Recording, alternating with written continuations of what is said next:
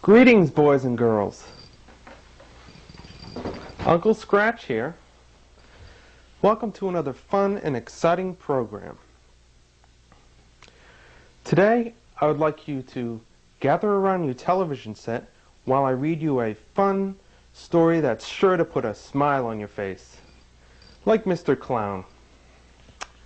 But before I begin my story, I never start without a tall glass of milk. Mr. Director, could you please hand me my glass of milk? Thank you. Also, kids, I would like to make a toast to the President of the United States. Hail to the Chief.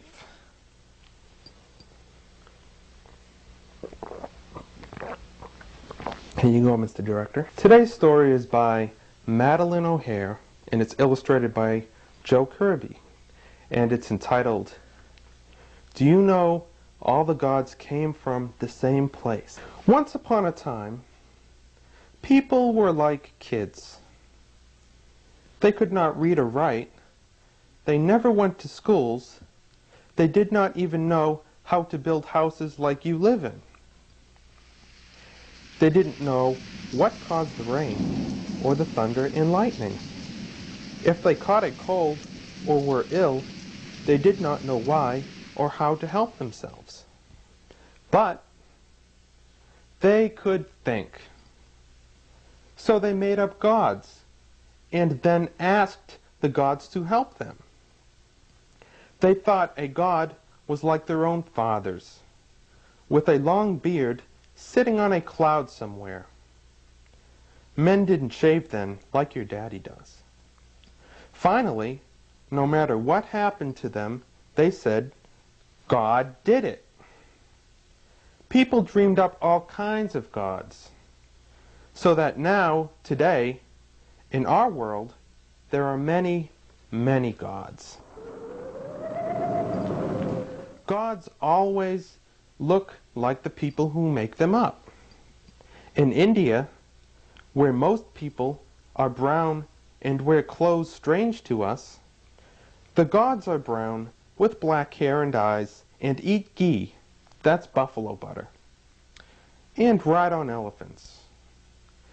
India is a very old country, so the first gods were dreamed up there. One god ate too much rice, so he was a fat god. China's gods looked just like the Chinese people. They wore silk robes, wooden shoes, and eat fish. In Japan, one family pretended they were the made-up gods. The father of this family was always the main god. He was an emperor too. Can you say Hirohito, boys and girls? Very good. But the Japanese emperor's country lost a war, and so the last emperor there was not a god anymore. He became just an ordinary person again. When one country fights with another country, whichever country wins makes the other country play God with the winner's God. The Muslims made people take their God by fighting a war against them. Christians also made other countries take their gods. And they are still doing that even today. Sometimes kings wanted to change the gods they played with and told everyone they must accept some new god. Sometimes kings heard about make-believe gods of other countries, liked them, and just added them to their own play gods. Isn't that ridiculous, kids? No one had cars or airplanes then. Most people had to walk everywhere, so gods continued to look like the people who made them up in the God factory in their heads. This was because people stayed in their own countries and did not travel much. If the people wanted to have fun, they dreamed up gods who had 6 heads or 20 breasts. What an imagination, right, kids? Many more than your puppy has, too. Some gods had children, so then these children were gods. Some gods are very new gods. They were made up just a little while ago. Today, we don't make up gods anymore.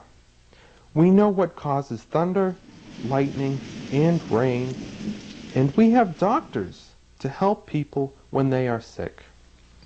But all these old god ideas are still around. Some countries still borrow gods from other countries. The people in our country, the United States, borrowed our God from the Jewish people in Israel. Gods are dumb if the people and nations who make them are dumb. When this old Jewish God was made, he was very dumb because the people who dreamed him up were very dumb, way back then. He did not even understand he was supposed to have made the world round. He thought it was flat.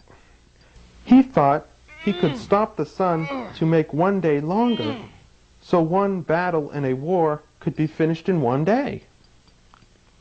This dumb God thought that blowing horns would make the walls of a city fall down. He thought rain came from a hole in the sky. He thought snakes and donkeys could talk. He thought a man could live inside a whale because whales are so big. This God had a son who was dumb too. He thought he could walk on water. He thought people had demons inside them and that he could drive these demons out and into pigs. That is funny. The Jewish people were not supposed ever to eat any pork, so no one can understand why their God put pigs in that country in the first place. Some gods were mean. This son of a god was angry with a little fig tree once. Some gods were angry all the time. The father of this god was always yelling at his people. Some gods were foolish. This same god once came down from the sky where he was supposed to live just to teach people how to make an apron. Now isn't that ridiculous? Each god demanded that all the people in their country love only them and dislike all the other gods and all the other countries. Gods were always asking people to make wars on other gods and on other people. They fought all the time, boys and girls. Once upon a time, some people thought there were too many gods, so they made up a god no one could see. But no one ever saw any of the other gods either. Gods did not work. They were not farmers, or fishermen, or carpenters. They didn't work in factories or in offices. Why? Because they were make-believe. Long ago, people made them up. And now, we can help everyone to forget about them. Nowadays, people can be happy if they don't dream up make-believe gods. Gods never, I repeat, never, boys and girls, were very nice. Blasphemers. Hardly any god was ever happy. Aren't you glad those silly people grew up and learned to build schools and hospitals and roads? And learned to read and write? And learned how to use science to help them?